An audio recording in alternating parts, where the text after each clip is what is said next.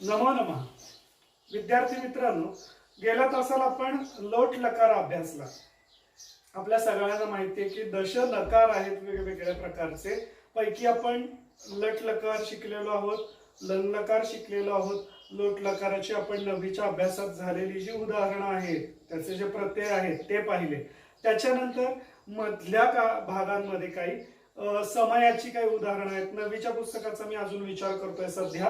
तर काही समय त्याची ती सुगम संस्कृतम अंतर्गत काही उदाहरणं आहेत. त्याचबरोबर धातुसाधित विशेषणांची उदाहरणं आहेत. तर धातुसाधित विशेषणांच्या उदाहरणांचा विचार आपल्याला चालू वर्षामध्ये म्हणजे 10वीत करायचाच आहे, म्हणून मी ते काही घेतलं नाही. आता आपण बघणार आहोत तो आपल्या अभ्यासातला 9वी मध्ये होऊन गेलेला, पण आपण ज्याची आवृत्ती करतो आहोत, रिव्हिजन करतो आहोत, तो म्हणजे विधिलिंग लकार.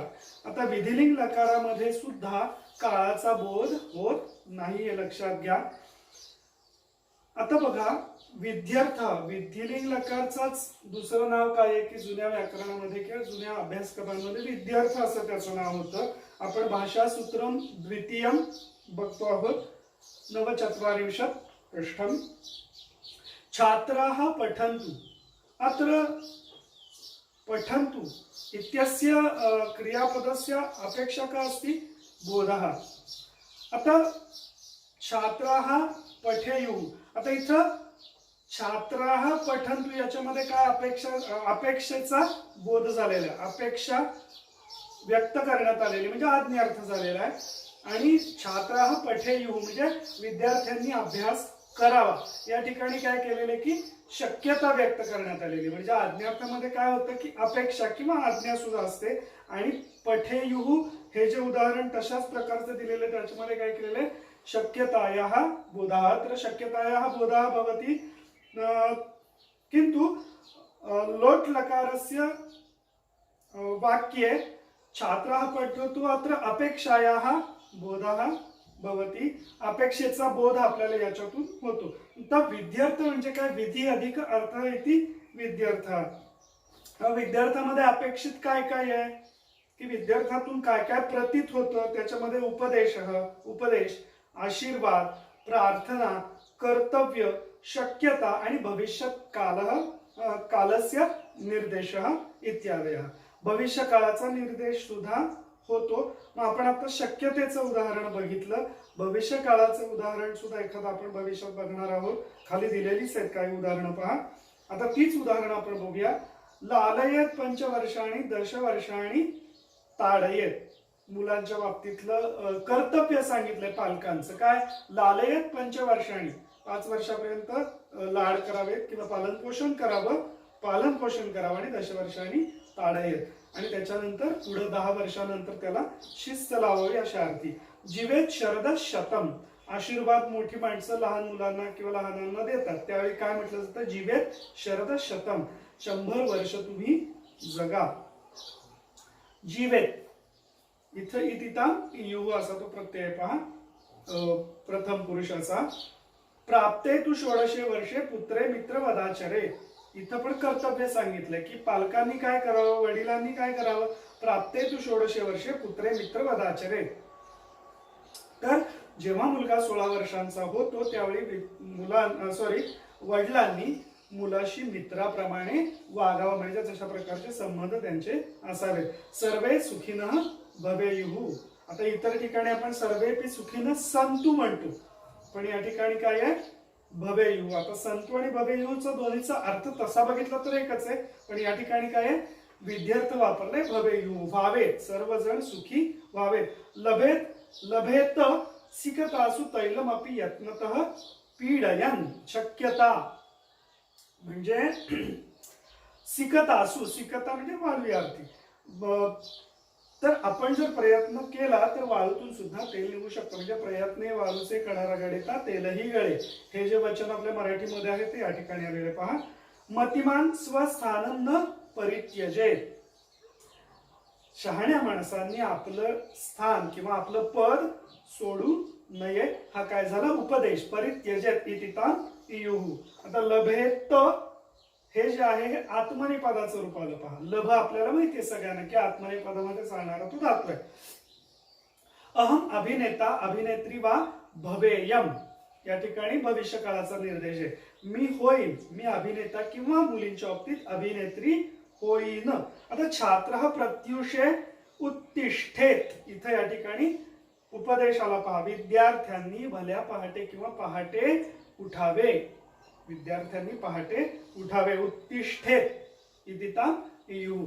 आता इथं सुद्धा काय झालं की उपदेश आहे, उपदेश केलेला आहे की ज्येष्ठांनी किंवा ज्ञानी लोकांनी काय सांगितलंय, विद्यार्थ्यांनी पहाटे लवकर उठावं। तर आता बघा विधिलिंग लकाराचे आपण फक्त प्रत्यय बघूया। इतिताम इयुः प्रथम पुरुष, इहि इतम इत मध्यम पुरुष आणि इयम इव इम उत्तम पुरुष। त्याचबरोबर आत्मनेपदाचे प्रत्यय काय आहेत, इत इयाताम इरन प्रथम पुरुष, इथाहा इयाथाम इद्वम मध्यम पुरुष आणि इय इवहि इमहि उत्तम पुरुष। अशा प्रकारचे ते प्रत्यय आहेत। आता आपल्याला नेहमीच्या अभ्यासाच्या सवयीप्रमाणे आपल्याला हे प्रत्यय पहिल्यांदा लिहायचे आहेत। मित्रांनो काय करा की आपण जसजसे लकार शिकत जात आहोत तसं तसं प्रत्येक लकाराचे प्रत्यय एका कागदावरती लिहा आणि तुमच्या जाण्या येण्याच्या ठिकाणी जिथं तुम्ही सहज सारखं बघू शकाल किंवा तुमच्या अभ्यासाच्या ठिकाणी व्यवस्थित छान रकाने आखून ते कागद चिकटवून ठेवा आणि ते प्रत्यय पाठच करा। लक्षात ठेवा म्हणण्यापेक्षा पाठच करा की जेणेकरून तुम्हाला त्या त्या प्रकारची क्रियापद लगेच तयार करता येतील किंवा डोळ्यासमोर आलं तर ते ओळखता येईल, हे लक्षात घ्या। तर असे आता आपल्या आतापर्यंतचे 4 झालेत। अजून आपल्याला या वर्षामध्ये जो शिकायचा आहे तो भविष्यकाळ, ज्याला स्य भविष्यकाळ म्हणतात किंवा लुट लकार असं म्हणतात, तोही बघायचा आहे आपल्याला। आणि 10वीच्या वर्षामध्ये पण आपल्याला पुढे लिट लकार आहे, पण त्याचा तितकासा वापर फारसा नाहीये, त्याचे काही प्रत्यय लिहायची आपल्याला आवश्यकता नाही, कारण का त्याचे प्रथम पुरुषीच जास्त करून क्रियापद वापरली जातात। ठीक आहे, तर हे 2-4 जे झालेले आहेत आपले, याचे आता गणांचा हा पहिला गट झाला।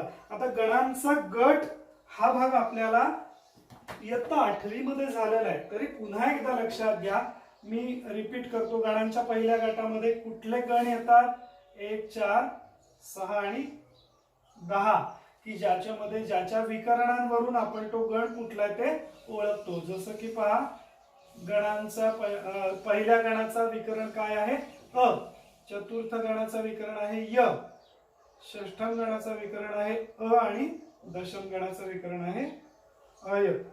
याची क्रियापद बऱ्यापैकी याचे धातू यामध्ये चालणारे जे गणांमध्ये आहेत ते आपल्याला झालेले आहेत, माहिती आहेत, बहुतेक वापरामध्ये पण बऱ्याच प्रमाणामध्ये यातले येतात। आता गणांचा जो दुसरा गट आहे ना, तो उरलेले म्हणजे 1 ते 10 गण आहेत हे तर आपल्याला माहिती आहे। आता उरलेले कुठले, तर 2, 3, 5, 7, 8 आणि 9, म्हणजे बघा 1, 2, 3, 4, 5, 6, 7, 8, 9 आणि 10।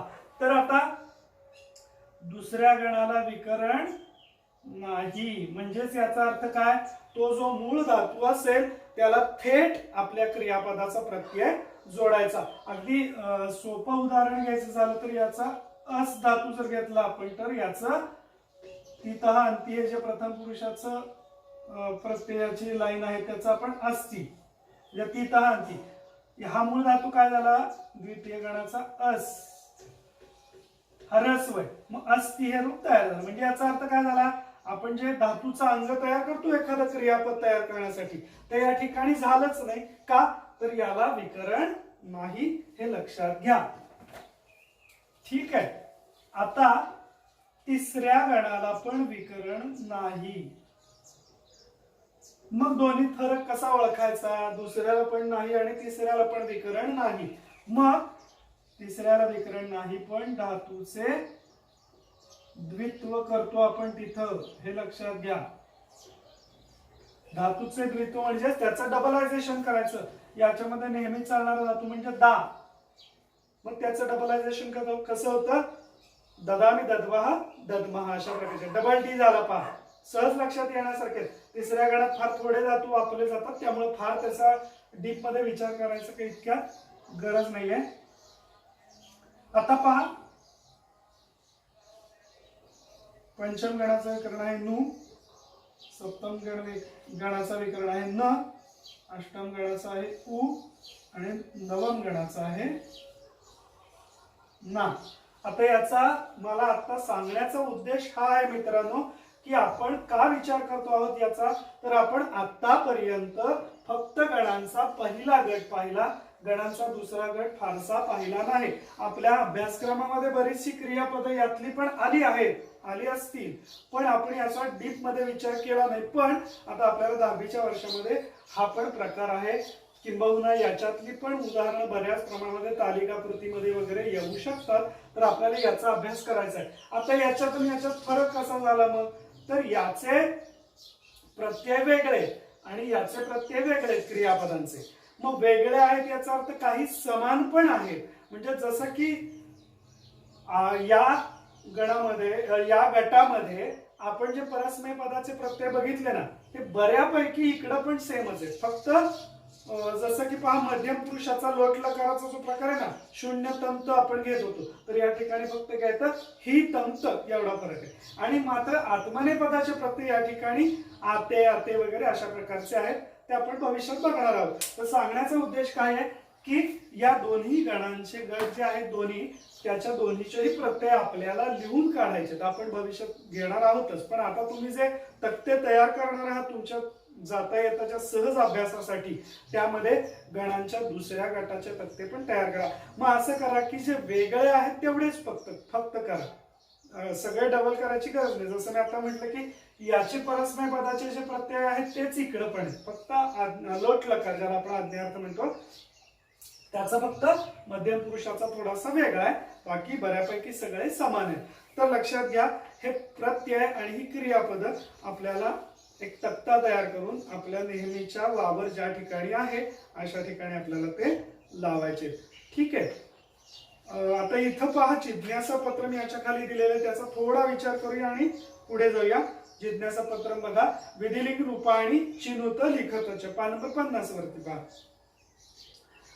पहा. विधिलिंग रूपाणी चिनुत लिखत च, निवडा, वेगळी करा आणि लिहा असा प्रश्न येतो. बालाहा सर्वदा गुरुणाम आज्ञाम पालयेयुः इतिता इयुः. म्हणजे लक्षात येते आपल्या पालयेयुः हे काय झालं मग, विधिलिंग रूप आहे. न कश्चन मातरम वा मातृदेशम वा विस्मरेत, हे विधिलिंग लकार आहे. कदाचित अहमपि वैद्या भवेयम, खाली अंडरलाईन करायची. आरोग्यम भास्करात इच्छेत. यह गणपती स्तोत्रम जपेत सह षड्भिः मासैः फलम लभेत असं नाही म्हणायचं. इत इयताम इरन असा प्रत्ययाचा तो प्रकार आहे. मग इत पूर्ण आणि इत वेगळं. विस्मरेत मधलं काय झालं परस्मय पदाचं इत, आणि इथं काय आहे इत त पूर्ण, हे फरक लक्षात घ्या. ध्यायत इथं चाल पहा, ध्यायत आजानुबाहून श्रीरामम, ध्यायत या ठिकाणी इत परस्मयपदी आले पहा. रूपाभ्यासम कुरुत हे आपल्याला झालेले क्रियापद आहे. भवेयुः, प्रयतेरन, शिक्षेत, रचयेम, संरक्षेम, विंदेमहि, रमेथः, पठेत. हे तुम्ही भविष्यात करू शकता. जसं की पहा, तर भवेयुः, भूभव, प्रथमगण, परस्मयपद वगैरे हे आपल्याला लिहायचे. ठीक आहे. तर आपण खाली एक निबंध वजा दिलेले मुंबई नगर वर्णनम. आता आपल्याला यावर्षी फक्त 7 निबंधांपैकी आपल्याला 3-4 जरी केले तरी पैकी एक आपण लिहू शकतो. तर निबंधाच्या अभ्यासात आपण ते नंतर घेणारच आहोत. आता आपण जाऊया समासाकडे. आता समास हा अत्यंत महत्वाचा भाग आहे आपल्या दृष्टीनं.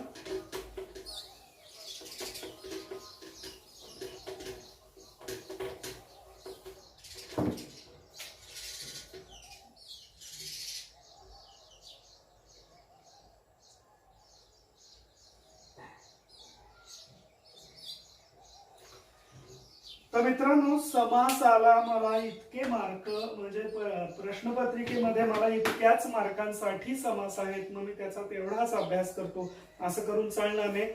आपण एखाद्या भाषेचा ज्यावेळी अभ्यास करतो आहोत, आता समासाच्या बाबतीत काय आहे, तर समास हे काय आहे, भाषेचं महत्वपूर्ण वैशिष्ट्य आहे. जसं खाली दिलेले पहा, समासः भाषायाः महत्वपूर्ण वैशिष्ट्यम. हे भाषेचे, संस्कृत भाषेचे अलंकार आहेत. कारण का, संस्कृत भाषा या समासांमुळे आणखी सुंदर होते.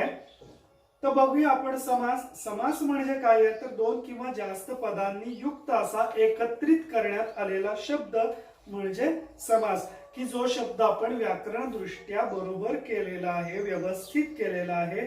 आता समास काय आपण तयार करायची गरज नाहीये, आपल्याला समोर जे समास येणार आहेत त्यांचे विग्रह करायचे आणि त्याचा प्रकार कुठला आहे ते आपल्याला सांगायचे. आता या ठिकाणी सुद्धा आपल्याला काय मेलनम कृतासाठीच अशा प्रकारचे समास येणार आहेत परीक्षेमध्ये. आता संवादमिमं पठत हा संवाद फक्त आपण बघूया. शिक्षकः पृच्छति आदित्य यूयं सर्वे ह्यः कुत्र गतवन्तः. वयं सर्वे अरण्यं गतवन्तः. आता मी याचा काय अर्थ सांगत बसत नाही. अरण्ये किम आसीत्. आदित्यः वदति वने वृक्षाः आसन्. शिक्षकः तत्पश्चात् पृच्छति अन्यत् किम आसीत्. खगाः पशवः च. अन्यत् किम फलानि पुष्पाणि पत्राणि च आसन्. शिक्षकः वदति अरण्ये वृक्ष खग पशवः आसन्. अरण्ये फल पुष्प पत्राणि आसन्. त्याचाच विग्रह खाली दिलेला पहा. वृक्षाः च खगाः च पशवः च वृक्ष खग पशवः. म्हणजे मी आता सांगितल्याप्रमाणे की दोन किंवा जास्त शब्दांनी युक्त एक पद त्याला आपण सामासिक पद किंवा सामासिक शब्द असं म्हणतो. किंवा पुढचा जो प्रकार आला तो फलानी च पुष्पाणी च पत्राणी च पत्र पुष्प फलाणी असं. आता शचा उच्चार किंवा त्रचा उच्चार र आल्यामुळे मग ण बाणाचा झालेला आहे तिथं पहा. एतानि उदाहरणानि अपि पश्यत. सूर्यस्य प्रकाशः सूर्यप्रकाशः. आपला ज्यावेळी अभ्यास डीप मध्ये होतो ना त्यावेळी अशा प्रकारचं एखादं सामासिक पद डोळ्यासमोर आलं की लगेच आपण त्याचा विग्रह करायला सुरुवात करतो. दशरथस्य पुत्रः दशरथपुत्रः. प्रियः देशः प्रियदेशः. वाल्मीकिना रचितं वाल्मीकि रचितं. कार्यमग्नः कार्यमग्नः. सुखं च दुःखं च सुख दुःखे. आता इथं सुख दुःखे असं का आलंय हे आपण द्वंद्व समास बघत असताना बघूया. ते आता मी नाही सांगत. रामाच्या लक्ष्मणाच्या राम लक्ष्मणौ इथं पण तसाच प्रकार आलाय. नीलकंठः यस्य सह नीलकंठः. नीलः कंठः यस्य सह नीलकंठः.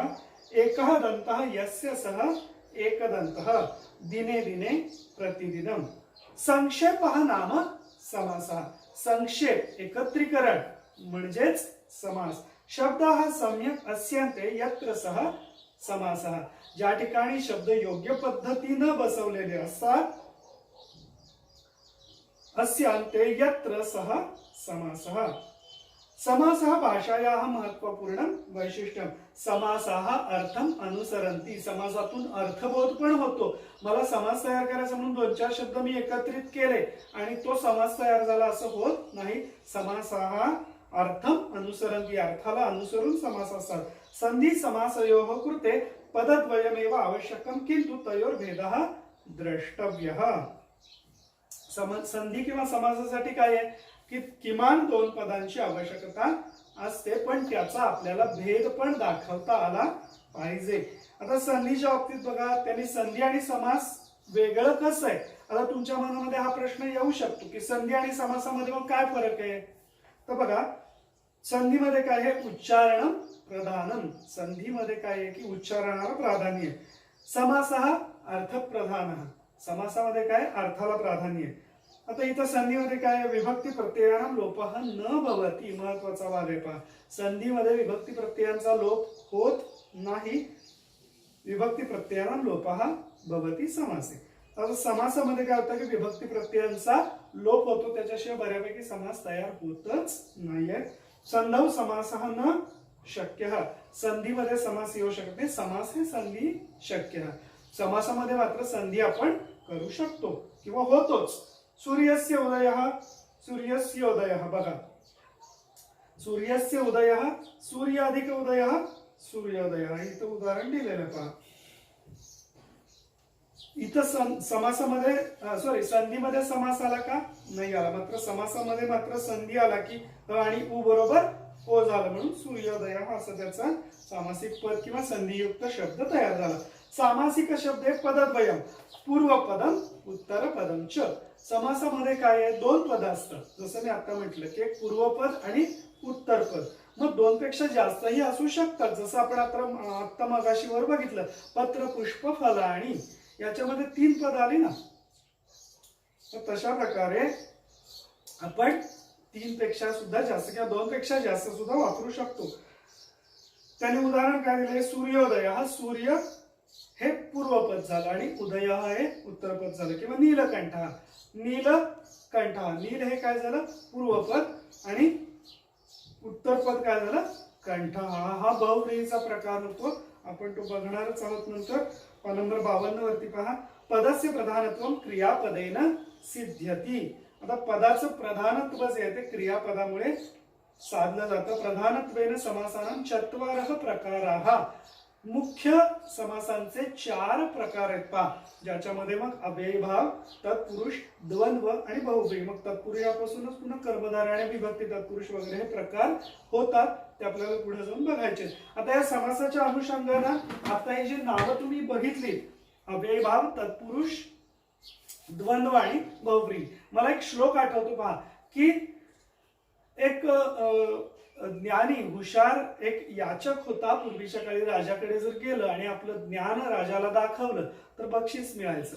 मग त्या याचकानं काय केलं तर राजाकडे गेला आणि सगळ्या समासांची नावं एका श्लोकामध्ये गुंफली आणि तो श्लोक राजापुढे सादर केला. काय होता तो श्लोक, द्वंद्वो द्विगुरपि चाहम मद्गे हे नित्यम अव्ययभावः तत्पुरुष कर्मधारय येनाहंस्याम बहुव्रीही.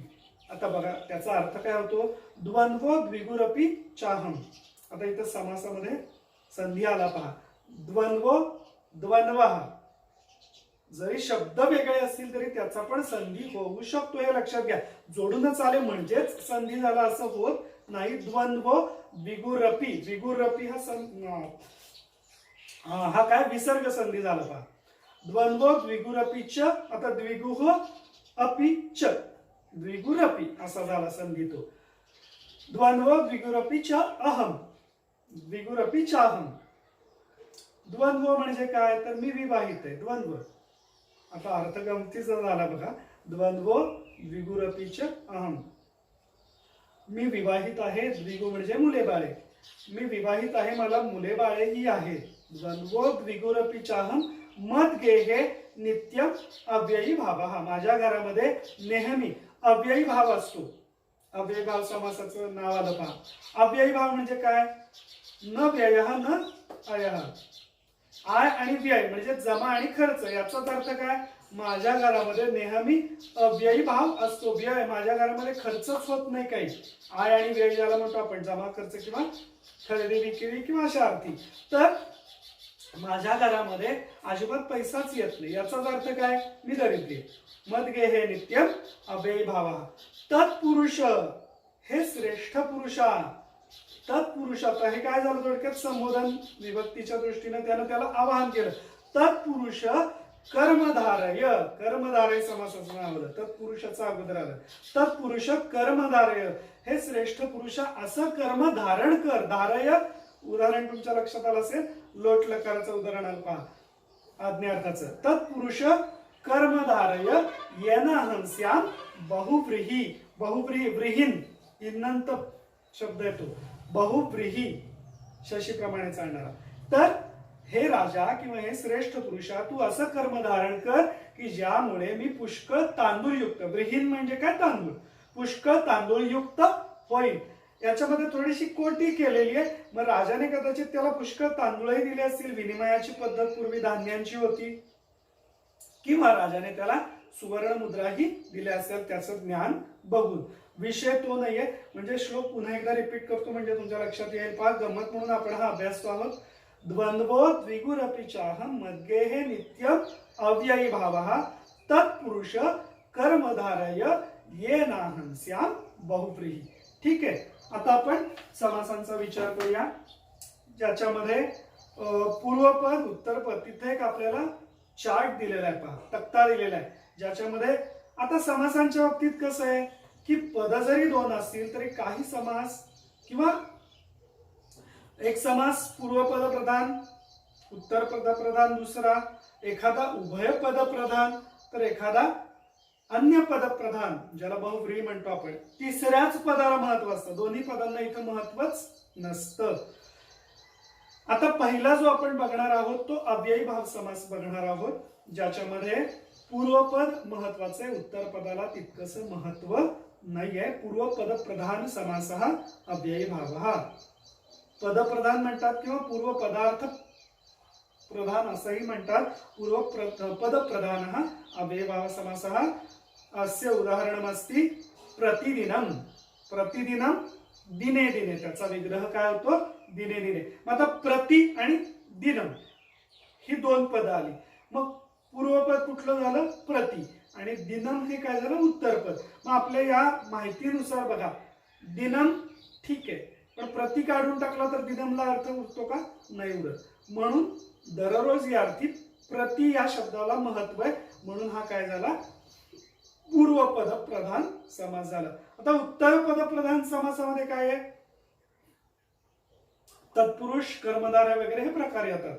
तर उत्तर पदामध्ये काय झालं, मग सॉरी तत्पुरुषामध्ये काय झालं, उत्तर पद महत्वाचं आहे आणि पूर्वपदाला तितकंसं महत्व नाहीये. जसं त्यांनी उदाहरण आपल्याला दिलेलं आहे तत्पुरुषाचं, दशरथ पुत्र. हा हे विभक्ती तत्पुरुषाचं उदाहरण आहे. पहा, दशरथ पुत्र, दशरथस्य पुत्र. पुत्र या शब्दाला महत्व आहे ना, दशरथस्य नुसतंच म्हटलं तर काहीच कळणार नाही, पण पुत्र याशिवाय त्याचा अर्थबोध होतच नाही, म्हणून महासमास काय, उत्तर पद प्रधान समास आहे. आता द्वंद्व समासाची उदाहरणं मगाशी जे आपण बघितलं, पत्राणीच, पुष्पाणीच, फलानीच, हे काय झालं, मग द्वंद्व समासाचं उदाहरण झालं.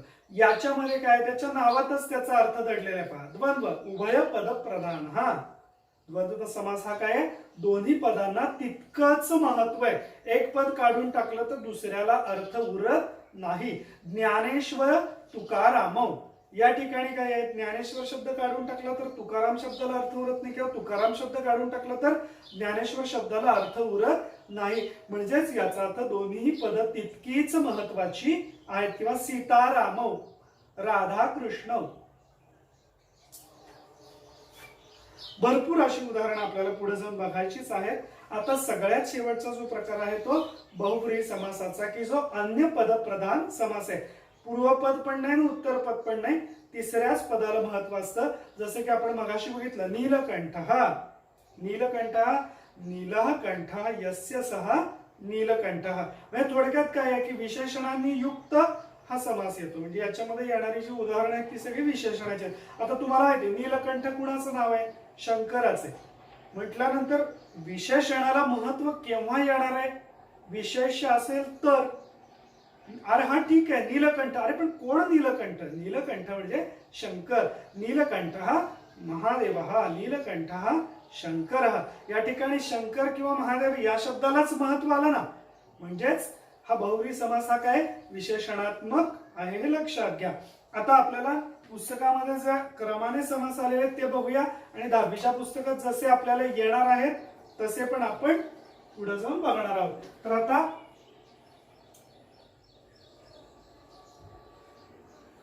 आपल्याला जो बघायचा आहे तो द्वंद्व समास.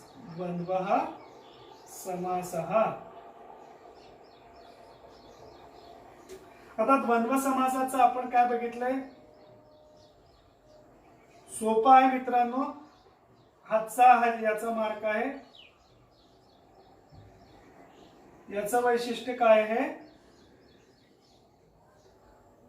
उभय पद प्रधान. हा एवढं जरी आपण लक्षात ठेवलं तरी आपल्याला समजायला सोपं जातं.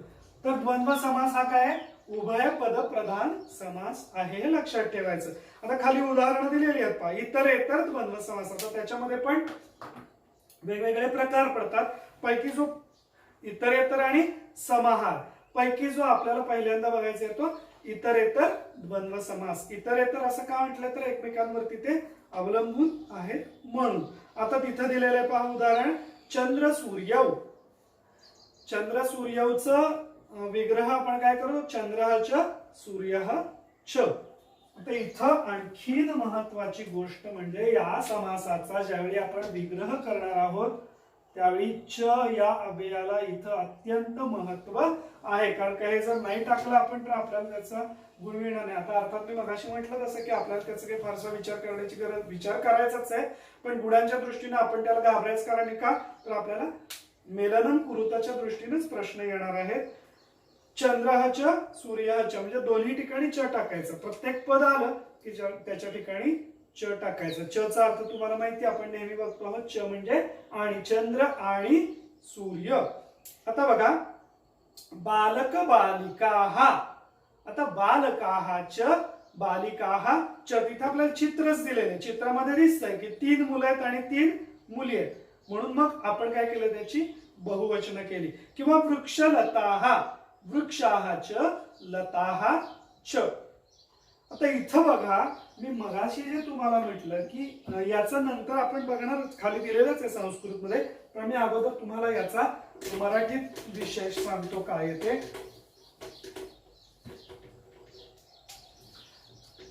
आता जसं आपण बघितलं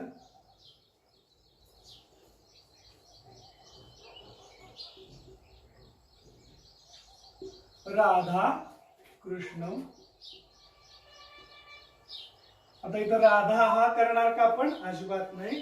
का तर हे सिंग्युलर आहे ना, एक वचन आहे. राधाच आणि कृष्ण सुद्धा एक वचनीच आहे शब्द. कृष्णाच, चरणदंड प्रत्येक वेळी द्यायचा. राधाच कृष्णाच. आता तुम्हाला प्रश्न पडला असेल हे हा विभक्ती प्रत्यय का लावला, तर लक्षात ठेवा मित्रांनो, द्वंद्व समासाचा विचार करत असताना ज्यावेळी आपण सामासिक पद तयार करतो त्यावेळी अगोदर कुठल्याही लिंगी शब्द आलेले असतील तरी शेवटी जे पद येतं त्या पदाचा विभक्ती प्रत्यय त्या सामासिक पदाला लावावा लागतो. आता इथं आपण राधा कृष्ण असं का केलं, तर पद किती आहेत, 2 आहेत, म्हणून काय झालं, मग कृष्ण शब्द शेवटी आला. याचाच अर्थ काय, कृष्ण शब्द हा काय आहे, अकारांत पुल्लिंग आहे. मग अकारांत पुल्लिंगी शब्दाचे द्विवचनाचं रूप काय होतं बघा, देव शब्द आठवून, देवः देवौ, म्हणून मग कृष्ण आपण असं त्याचं रूप केलं. का तर पद किती आहे, 2. म्हणजेच मी आता जो नियम सांगितला, जरी राधा हा शब्द स्त्रीलिंगी असेल तरी सुद्धा कृष्ण असं लिहायचं. आता वरच्या उदाहरणाच्या बाबतीत आपण बघू शकतो, पहा आणखी एक उदाहरण तिथं वर जे दिलेलं आहे त्याचा आपण आधार घेऊया.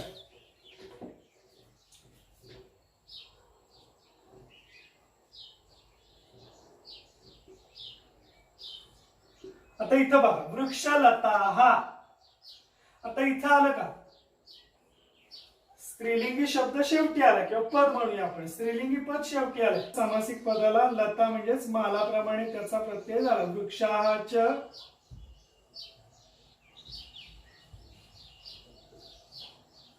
लताः च, वृक्षलताः, हे लक्षात आलं.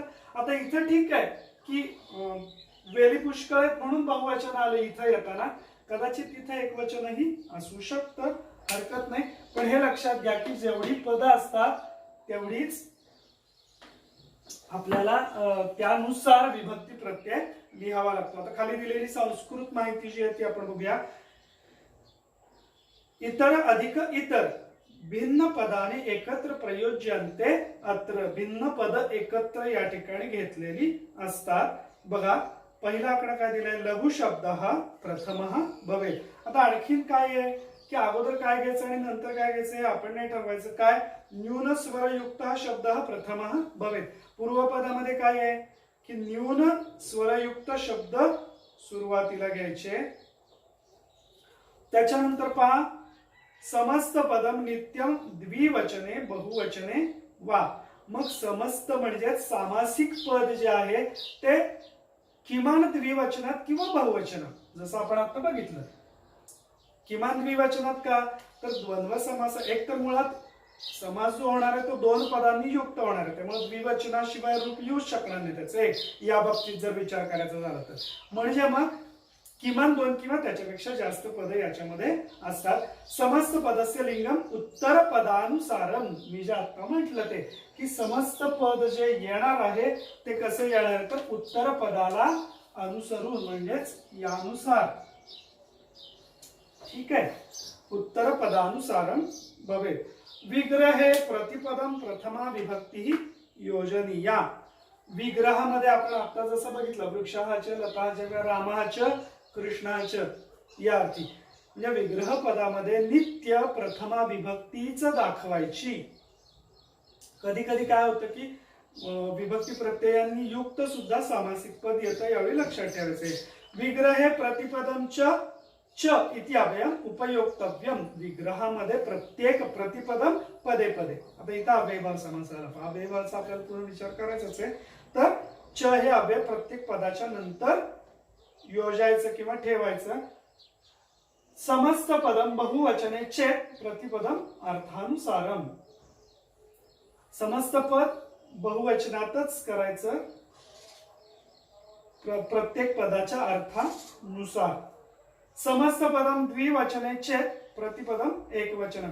जर समस्त पद द्विवचनात असेल तर प्रत्येक पद हे काय दाखवायचे, एकवचनात. समजा आता अगोदरचा काय 6वा आकडा, समस्त पदम बहुवचने चेत प्रतिपदम अर्थानुसारम. जसं आपण इथं बघितलं हे बहुवचनी आहे म्हणून मग आपण काय केलं, याची रूप विग्रहाची सुद्धा काय केली, अर्थानुसार बहुवचनी केली. पण प्रत्येक विग्रह जो दाखवायचा आहे तो मात्र प्रथमा विभक्तीतच दाखवायचा आहे. आता पुढची उदाहरणं तुम्ही सोडवू शकता, फार अवघड नाहीये. पत्र पुष्पाणी वगैरे हे आपल्याला इथं दिलेलं आहे. त्याच्यानंतर जिज्ञासा पत्रम पण आहे आणि समाहार द्वंद्व पण आहे. त्याची उदाहरणं आपण नंतरच्या तासाला बघूया. ठीक आहे, धन्यवाद.